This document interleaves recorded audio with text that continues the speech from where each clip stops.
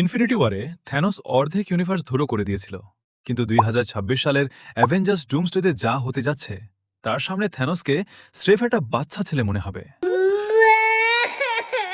কারণ এবার লড়াইটা কোনো একটা ইউনিভার্সের জন্য নয়, লড়াইটা পুরো মাল্টিভার্সের অস্তিত্ব টিকিয়ে রাখার।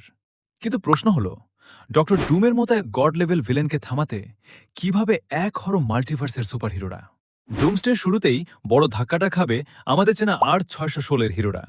ডক্টর স্ট্রেঞ্জ যখন রিয়ালিটি বা বাস্তবতাকে ভেঙে পড়তে দেখবে, তখন সে বুঝতে পারবে একা তাদের পক্ষে এই বিপর্যয় সামলানো অসম্ভব। আর ঠিক এই সময়েই এন্ট্রি ঘটবে মাল্টিভার্সের অন্য ডাইমেনশনের। ফ্যান্টাস্টিক ফোরের ফার্স্ট স্টেপস মুভি থেকে আমরা জানি ডুমের আসল রাইভালরি বা শত্রুতা কিন্তু রিড রিচার্ডসের সাথে।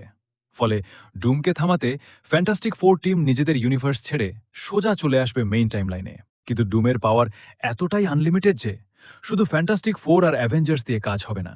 এখানেই মার্ভেল খেলতে যাচ্ছে তাদের সবচেয়ে বড় ট্রাম্প কার্ড।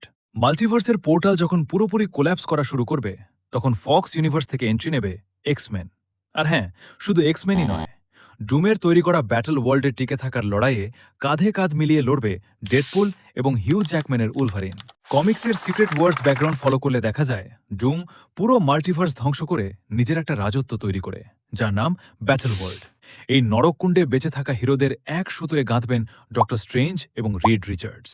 টম হ্যাল্যান্ডের স্পাইডারম্যানের জন্য এটা হবে সবচেয়ে বড় মেন্টাল ট্রমা, কারণ যে মানুষটার মুখ দেখে সে মেন্টর টনি স্টারকে খুঁজবে, সেই মানুষটাই আসলে ইউনিভার্সের সবচেয়ে বড় ডিস্ট্রয়ার। সহজ কথায়, অ্যাভেঞ্জার্স, ফ্যান্টাস্টিক ফোর, এক্সমেন এবং মাল্টিভার্সের ভ্যারিয়েন্টরা সবাই মিলে তৈরি করবে এ যাবৎকালের ইতিহাসের সবচেয়ে বড় কোয়ালিশন বা জোট।